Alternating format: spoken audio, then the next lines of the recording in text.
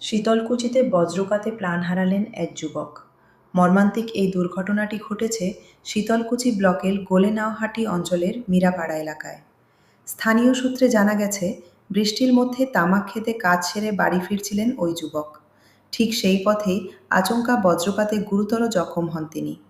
দ্রুত উদ্ধার করে তাকে হাসপাতালে নিয়ে যাওয়া হলে চিকিৎসকরা তাকে মৃত বলে ঘোষণা করেন।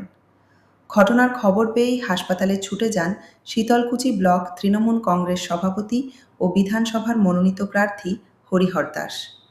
তিনি শোক সন্তপ্ত পরিবারের সদস্যদের সঙ্গে দেখা করেন এবং গভীর সমবেদনা জানান। বর্তমানে মরদেহটি ময়নাতদন্তের জন্য মাথাভাঙা মর্গে পাঠানো হয়েছে। এই অকাল মৃত্যুতে সমগ্র মীরাপাড়া এলাকায় শোকের ছায়া নেমে এসেছে।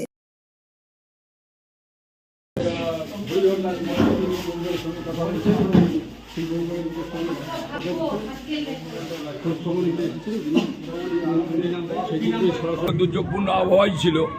আমরা ভাবলাম বোধহয় বজ্রবিদ্যুৎ একটা হলো কোথাও, কিন্তু এটা যে আমাদের এই মীরাপাড়াতেই হবে সেটা